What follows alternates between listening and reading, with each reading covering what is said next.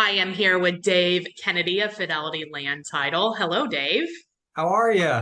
Super. Let's talk about buying a house. And does it matter? We're dealing with a lot of customers right now that are buying a house that are not married. So, does it matter or what changes with the title if you're married versus not married? Yeah, so when you're taking title to the house, um, in Ohio we have something called the dower laws, and Right. that pretty much says that if you're married in Ohio, your spouse has a potential one half interest in that property.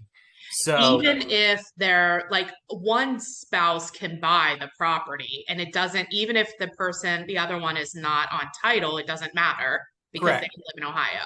Yeah, correct. So even if you just go in individually, just and you put no marital status on that deed, if you are married, your spouse has that one half interest in the Do other property. states have that?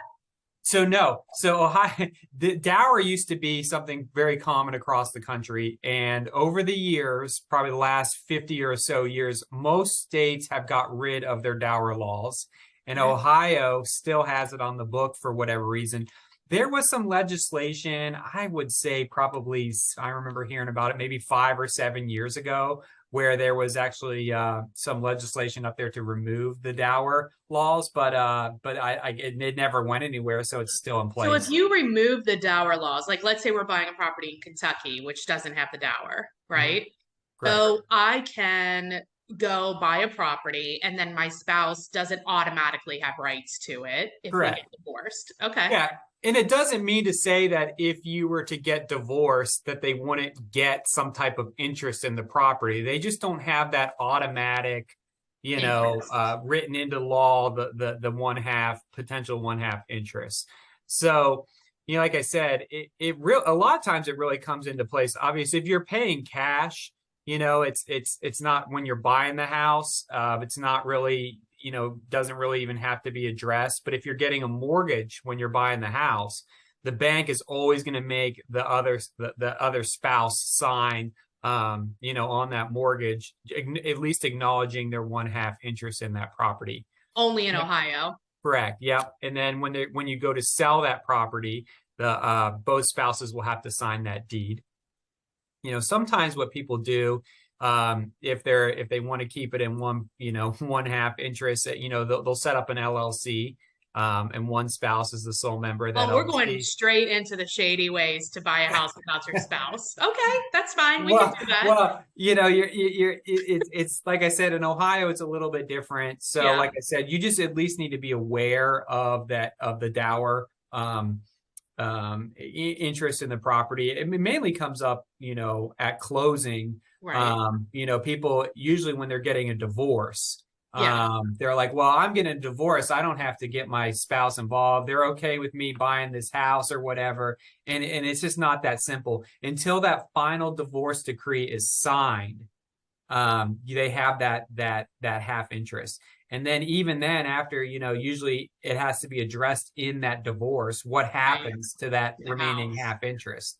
So let's say, okay, does it matter then if unmarried people buy a house together? Like, what are the kind of ramifications or pros to that? Yeah. So when two unmarried people buy a property, it's going to come down to how they take title.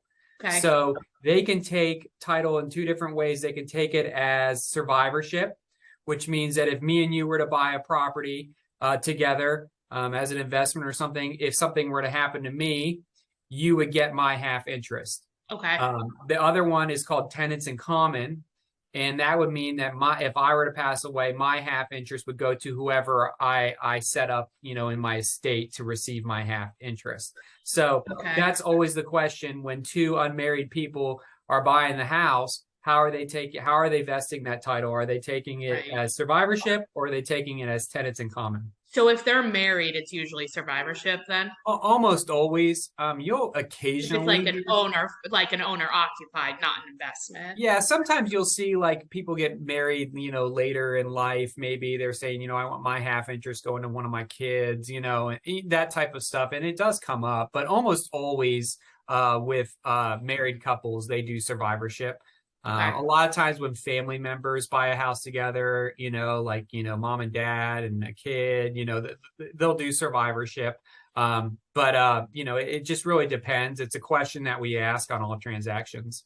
So I would think because if let's say you're a couple buying the property, but you're not married, Mhm. and if only one of you takes title, if you guys, and, but you're both on the mortgage. Yeah, so typically what the mortgage company is going to want to see, the deed, whoever's going into on the deed, be on the mortgage and vice Okay. versa.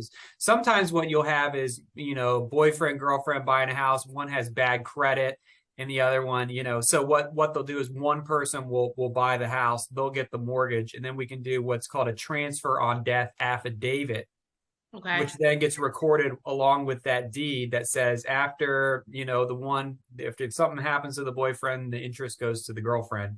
And then she would Right. be responsible for, making sure that mortgage gets paid and whatnot. But if you're in a couple and then you're not married and you buy a house and only one partner is on the mortgage and one partner is on the deed and you break up, Yep. but you're the partner that's not on anything, Yep. but you've been paying, you put Yep. some down payment, you've been paying, like you're screwed. Improvements. Yep. Yep. You're just SOL. Yeah. There's nothing really you can do. So that's what I You have said. no right. Sometimes, with proper planning, you can get those, you get transfer on death, or maybe you could even do like a second mortgage behind that original mortgage. So I get a loan from the bank to get a loan, and then the girlfriend or boyfriend would file kind of a second mortgage that says, I have an interest of at least this amount of money that I've paid in or whatever. You know what I That's a good mean? idea. Yeah, there's But ways around the it. lender gets paid first, so Yeah, I but think there it's there just are like, things that you can do to protect somebody, yeah. but it takes proper planning. And I feel like a lot of times, agents don't really explain that.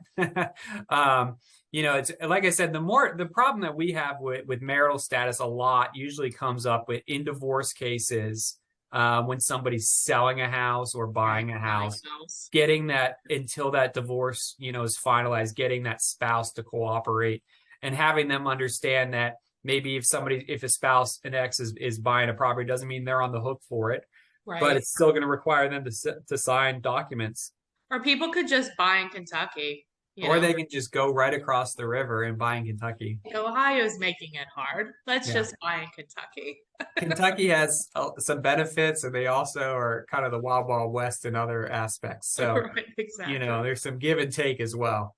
Well, I agree. I think like having the discussion I think it's better to have it though with you at the title company rather than us as agents, just Yeah. because you guys know the rules, you know the options, and we don't really Yeah. know necessarily.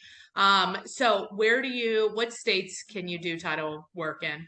So we're in Ohio where there's dower. We're in Kentucky where there's not. We are also in Tennessee, Indiana, Michigan, Wisconsin, and Minnesota. Okay. And if people want to get a hold of you, what's the best way? The best way to reach out to us is via our website, fidelitylandtitle.com. Easy enough. Thanks, Dave. Thanks for having me.